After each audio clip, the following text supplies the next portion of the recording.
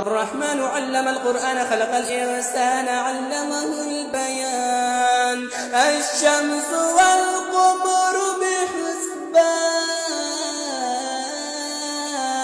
والنجم والشجر يسجدان والسماء رفعها ووضع الميزان ألا تطغوا الله وحده والصلاة والسلام على من لا نبي بعده اما بعد. مرګرو ټوله میاشت د برکت میاشت ده، د برکتونو ډکه میاشت ده. او چونکې تاسو تپوس کړی دی رانه چې کومې دعاګانې مخصوصې دي، چونکې احادیثو کې د خاص د دعاګانو ذکر خو داسې خاص نه دی راغلی، ثبوت نشته دی، خو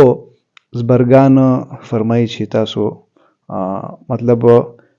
تاسو داسې کوئ چې دومره ضروري دا شیان وګڼئ چې مثال دوه شیان دا دي چې مثال د الله رب العزت رضا اور کلمه طیبه اور سره چې کوم د استغفار ویل دا تاسو لازم وګڼئ. اور په بل دغه کې چې کوم دی بل چې کوم شی دی هغه دی د جنت طلب اور د جهنم نه چې کوم دی پناه غوښتل دي. اور ازبرګانو فرمایي چې مثال بعض علماء کرام چې مثال په دې میاشت کې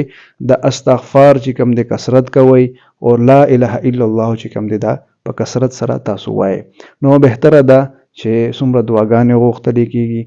او دغه دعا اخر عشره کې چې کوم ده خاص د عشرې سره چې اللهم اغفر لي اللهم اغفر وارحم وانت خیر الرحیم دا د اول عشرې ده، او دویمه عشرې چې کوم د استغفر الله ربي من كل ذنب واتوب الیه ده، او دریمه عشرې چې کوم دغه ده اللهم انك عفو کریم تحب العفو فاعف عنا. اور دا دعاګانې دا مثال په تاکرات کې غوښتی شي، اخیری چې کومې 3-4 ورځې په دې کې غوښتی شي، او ورسره بهتره ده که نه چې لا اله الا الله لا اله الا الله دې کثرت وشي. نو امید لرم چې انشاءالله دا یو څو خبرې زما ذهن کې وي، نور بهر تاسو تپوسونه کولی شي که څه داسې چاته سوال جواب انشاءالله جواب درکوو.